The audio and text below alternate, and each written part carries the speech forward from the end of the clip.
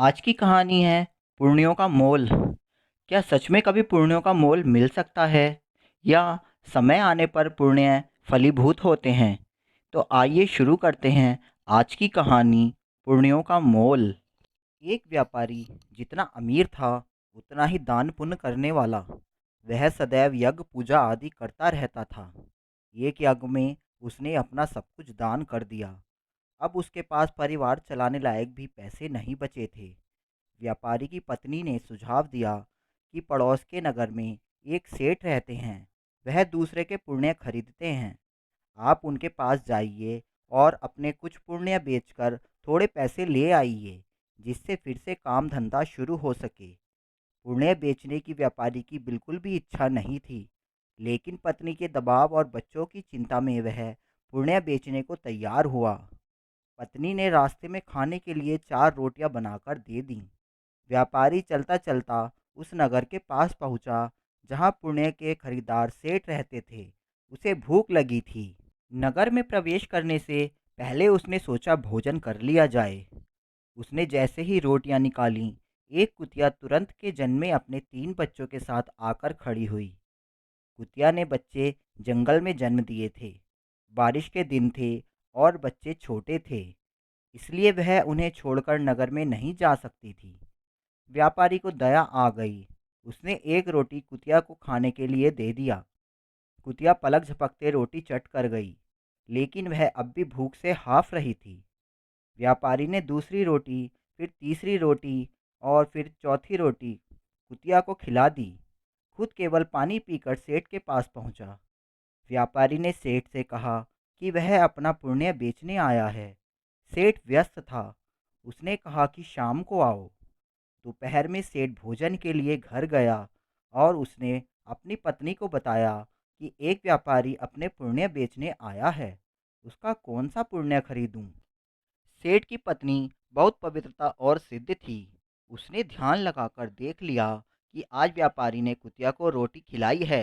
उसने अपने पति से कहा कि उसका आज का पुण्य खरीदना, जो उसने एक जानवर को रोटी खिलाकर कमाया है, वह उसका अब तक का सर्वश्रेष्ठ पुण्य है। व्यापारी शाम को फिर अपना पुण्य बेचने आया। सेठ ने कहा, आज आपने जो यज्ञ किया है, मैं उसका पुण्य लेना चाहता हूँ। व्यापारी हंसने लगा। उसने कहा कि अगर मेरे पास यज्ञ के लिए पैसे होते तो क्या मैं आपके पास पुण्य बेचने आता? सेठ ने कहा कि आज आपने किसी भूखे जानवर को भोजन कराकर उसके और उसके बच्चों की प्राणों की रक्षा की है। मुझे वही पुण्य चाहिए। व्यापारी वह पुण्य बेचने को तैयार हुआ। सेठ ने कहा कि उस पुण्य के बदले वह व्यापारी को 4 रोटियों के वजन के बराबर हीरे मोती देगा। 4 रोटियां बनाई गईं और उसे तराजू के एक पड़ले में रखा गया। दूसरे पड़ले में सेठ ने एक पोटली में भरकर हीरे जवाहरात रखे। पड़ला हिला तक नहीं। दूसरी पोटली मंगाई गई, फिर भी पड़ला नहीं हिला। कई पोटलियों के रखने पर भी जब पड़ला नहीं हिला तो व्यापारी ने कहा, सेठ जी, मैंने विचार बदल दिया है। मैं अब पुण्य नहीं बेचना चाहता। व्यापारी खाली हाथ अपने घर की ओर चल पड़ा। उसे डर हुआ कि कहीं घर में गुस्से ही पत्नी के साथ कलह न शुरू हो जाए। जहाँ उसने कुतिया को रोटियां डाली थीं, वहाँ से कुछ कंकड़ पत्थर उठाए और साथ में रखकर गांठ बांध दी। घर पहुँचने पर पत्नी ने पूछा कि पुण्य बेचकर कितने पैसे मिले। तो उसने थैली दिखाई और कहा, इसे भोजन के बाद रात को ही खोलेंगे। इसके बाद गांव में कुछ उधार मांगने चला गया। इधर उसकी पत्नी ने जब से थैली देखी थी, उसे सब्र नहीं हो रहा था। पति के जाते ही उसने थैली खोली। उसकी आंखें फटी रह गईं।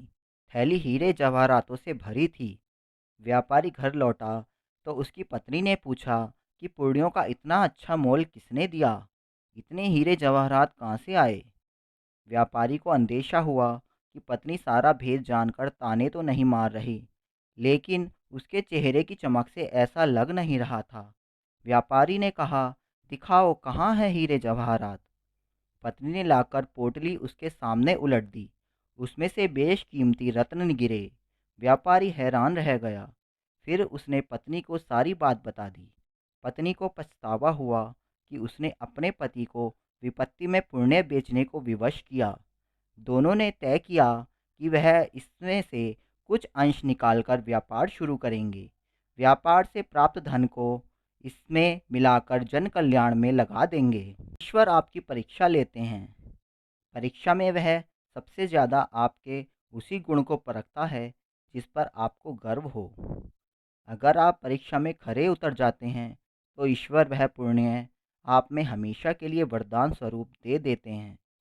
अगर परीक्षा में उत्तीर्ण न हुए तो ईश्वर उस गुण के लिए योग्य किसी अन्य व्यक्ति की तलाश में लग जाते हैं। इसलिए विपत्ति काल में भी भगवान पर भरोसा रखकर सही राह चलनी चाहिए। आपके कंकड़ पत्थर भी अनमोल रत्न हो सकते हैं। अगर कहानी अच्छी लगी हो तो प्लीज़ लाइक करें और चैनल को सब्सक्राइब करें। धन्यवाद।